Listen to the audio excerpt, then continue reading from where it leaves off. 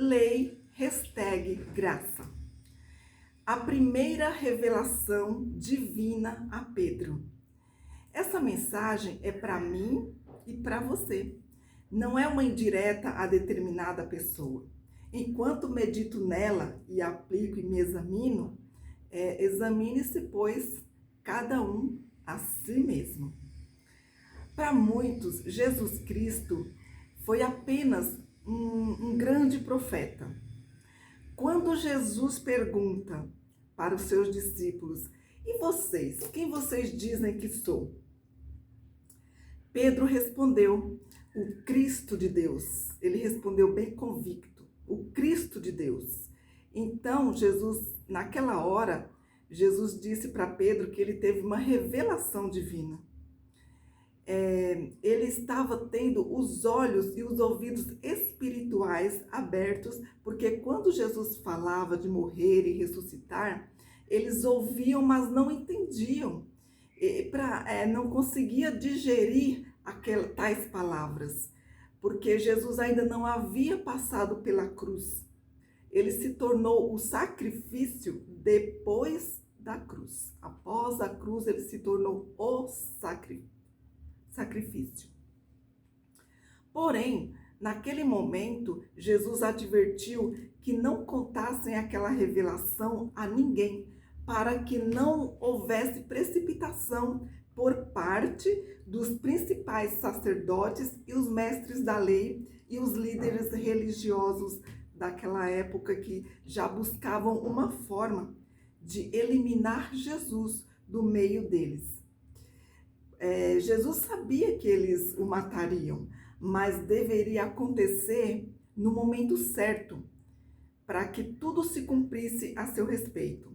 Porque já pensou eles matassem Jesus antes dele ensinar o Sermão da Montanha? Seria um prejuízo. Nós não teríamos essa graça maravilhosa de ter em nosso coração a aplicação do Sermão da Montanha.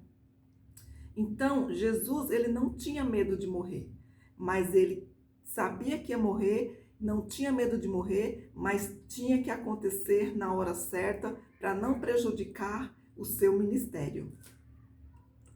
Então, imagina que aqueles principais dos sacerdotes, mestres da lei e os líderes religiosos estavam massacrando o povo que eles mesmos diziam zelar.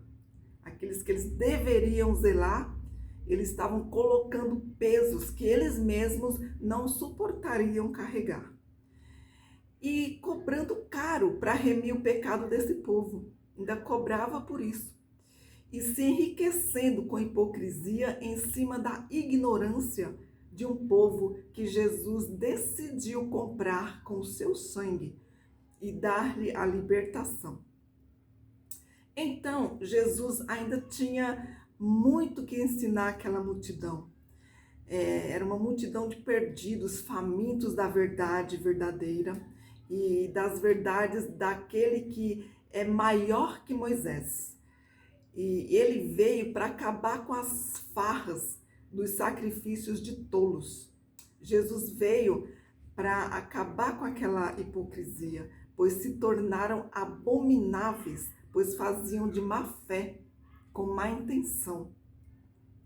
Então foi necessário que acontecessem todas aquelas coisas, conforme ele ensinava e clareava a mente dos cansados e oprimidos, e recebiam alívio do mestre.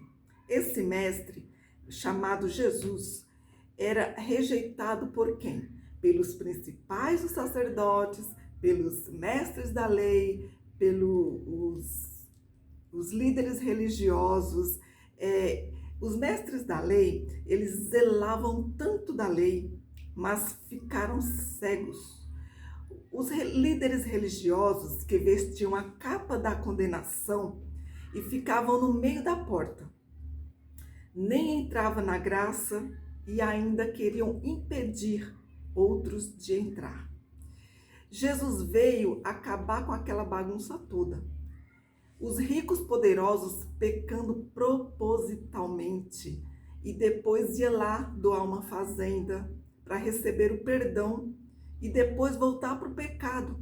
Acabou de praticar o pecado, acabou de dar uma fazenda achando que aquilo ia livrar eles do pecado, eles já saíam, aquele mesmo que acabou de pagar a penitência, saía para praticar o mesmo pecado. Então, quem fizer isso tentando salvar a sua vida, perderá tempo, está perdendo tempo. Não são as obras que salvam, mas agora a graça de Jesus. E as obras, então, passam a ser boas, puras, sem dono.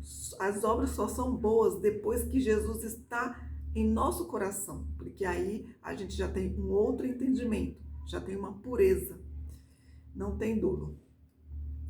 Então, ninguém precisava mais pagar penitência por seus erros e pecados, apenas parar de praticá-los, que é o fruto do arrependimento.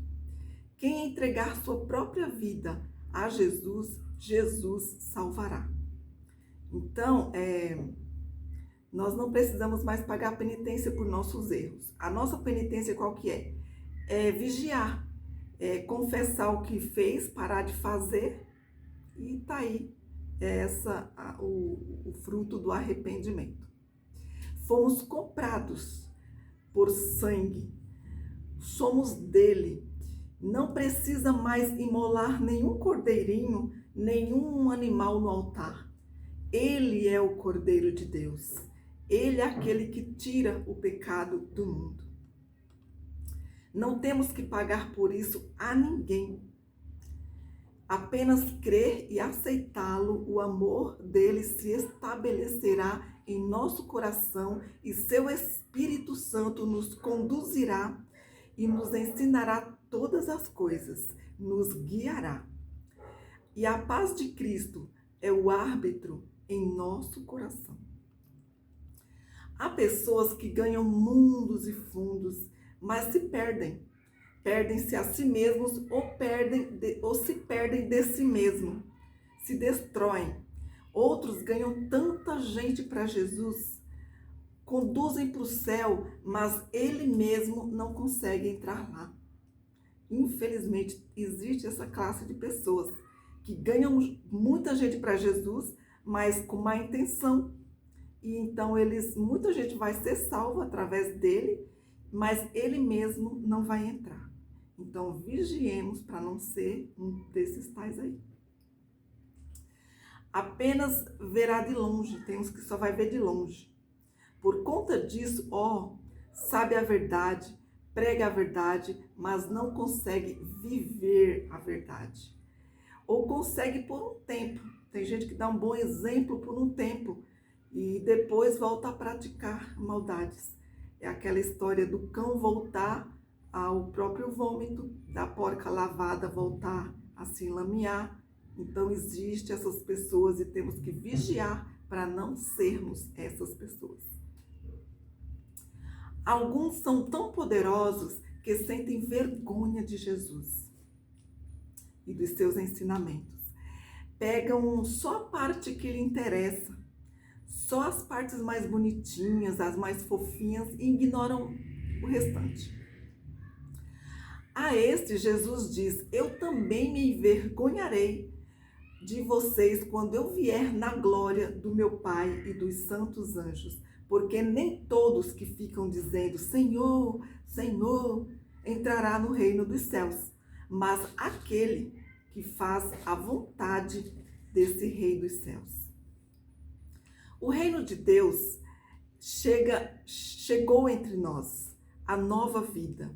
Jesus disse que não veio para advogar, abolir, destruir a lei, mas para cumpri-la.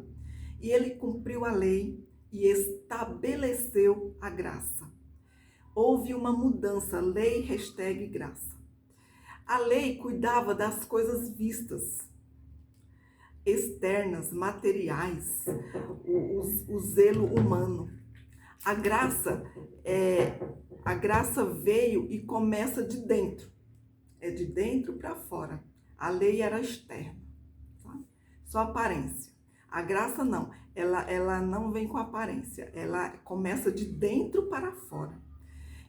vem do íntimo, do coração, a transformação vem de dentro, a vida pecadora para uma vida santa. E irrepreensível, temos que ser irrepreensíveis diante de Deus. Quando entendemos essa graça, nos tornamos irrepreensíveis. Viver na graça é viver em comunhão com Deus, uma vida de oração, de dedicação, de vigilância. Que Deus tenha misericórdia de nós e nos ajude na nossa pouca força, nos livre do maligno, que sejamos guardados embaixo de suas asas e vivamos na proteção divina.